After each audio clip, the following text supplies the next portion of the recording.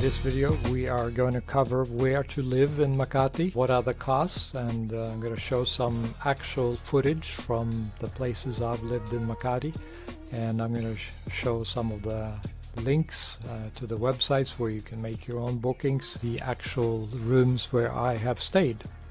When you're staying in Makati, there's a trade-off between long-term and short-term.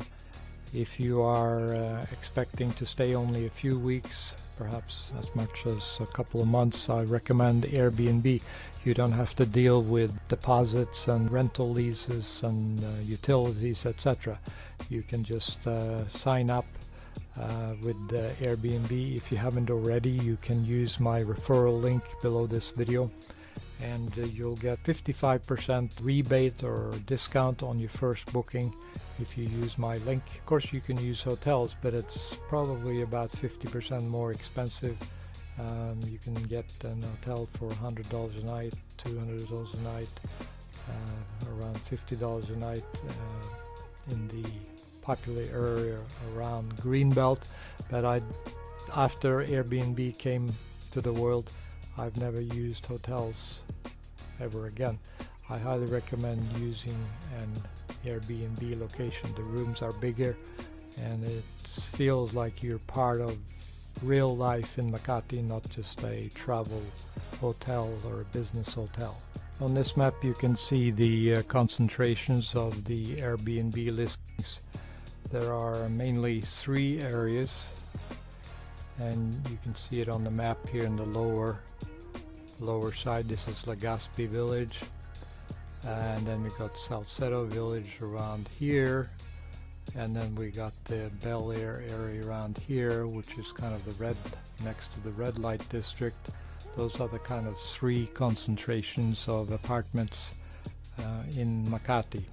I personally like the San Lorenzo Legazpi Village area. It's very convenient, no need to take taxi anywhere. It's next to all the action, nightlife, grocery stores, good restaurants, both Filipino and international. So that's my favorite. I've lived in these other 2 areas here, especially the red light district. I try to stay away from. It's too noisy. They play music late at night and you can hear it in your apartment, so it's hard to even sleep. But one of the main things you should, 2 things you should ask when you think about getting an Airbnb apartment is to contact the owner, and you ask him 2 things. You ask him, do they have a split level aircon? If you don't know, that's a type where the air condition has a condenser outside your room and the fan is on the inside, and it's very quiet. It's not like the window air condition type where it sounds like a motorbike is on all night long when you're sleeping. I personally am a light sleeper, and when I work on the computer as well, I don't like motorcycles in my room. It sounds to me like a motorcycle when the window air condition is on, because there's obviously no sound isolation between the window outside and the inside. But the split level aircon, it has the condenser usually on the other side of a cement wall, so the sound is very, very low. That's the first thing you should ask your potential landlord. Sometimes you can see it directly from the picture, and we'll try to click on one here.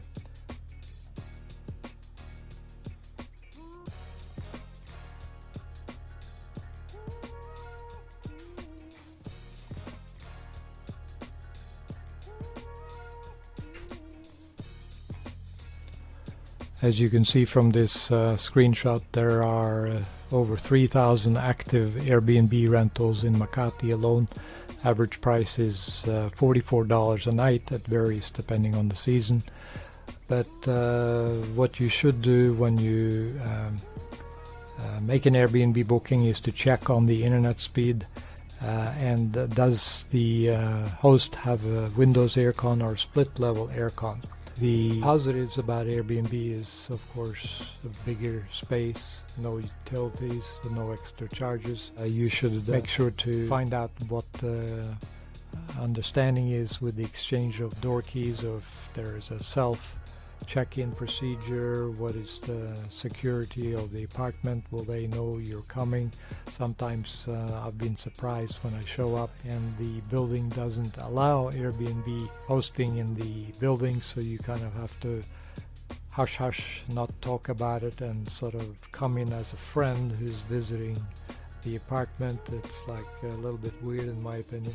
Airbnb is growing, it's very active, but you need to find out if the apartment is facing a noisy street, what floor it is on, is it facing the sunny side or the sunset side. Depending on the direction, you might get some heat through the windows, but hands down, there's no debate. Airbnb is the way to go for short-term stays, anywhere from a few weeks to a couple of months. Once you start getting into a couple of months, switch from Airbnb to monthly rentals with a lease and a deposit and so forth, because you will save some money. I would estimate maybe you can save as much as 50% when you go to a long-term lease versus Airbnb, so it's worth checking into. I've lived in a studio apartment in Makati for $600 a month, so it's quite reasonable. But you can also find large apartments where you pay thousands of dollars per month, but that's not what I want to do with my money. I prefer just to have a place to live and eat and sleep and maybe a little bit of computer work. So a studio is just fine for me. But there you have it. The cost of living is a little bit higher in Makati. It's the central business district. Of course, everybody sort of gravitates towards this upscale kind of Western style area. So for a one bedroom, it's about 38,000 pesos per month. The utilities for electricity, you are looking at about 7,600 pesos per month. I would say that's right in the ballpark. I've had my electric bills anywhere from 3,000 to about 8,000. But I'm very careful with my aircon. I turn it off as often as I can. And then the food is, depending on if you eat at Western style restaurants or the local Filipino food on the street. If you go to Greenbelt and start eating out at the Western style restaurants every day, you can expect California or USA prices for every meal, like $10 a meal. But if you go out on the streets and what I call jolly jeeps, those are metal boxes where you basically buy inexpensive food that's freshly cooked right in front of you for like $1, maximum $2 a plate or a meal.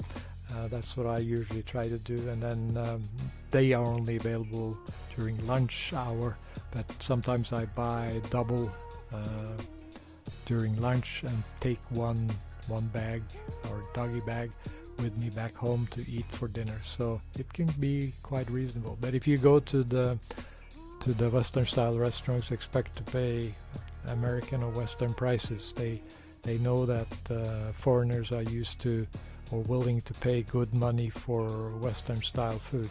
And if you absolutely must stay in a hotel, you don't want to use Airbnb for some reason, you can try the business hotel that I've stayed in a number of times before Airbnb came on the scene, Tower Inn in Makati.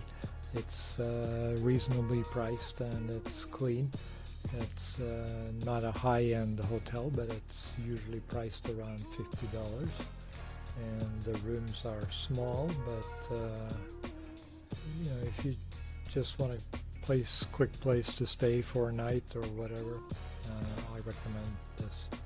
Let's see, the room rates are around 2,500 pesos. Yeah, that's about $50.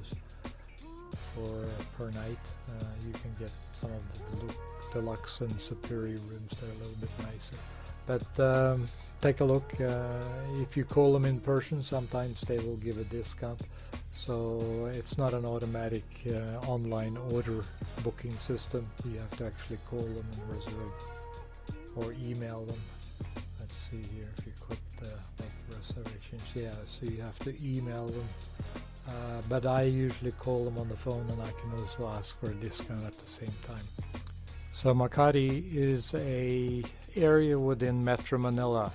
It's the central business district. It's the financial center of the entire Philippines, and anybody and everybody who is somebody, they will come to Makati sooner or later. They either work there or live there or pass through there to do business. It's an excellent place to meet anybody that's important. If you ever want to do business with Filipinos, corporate wise, this is the place to be, or at least know about.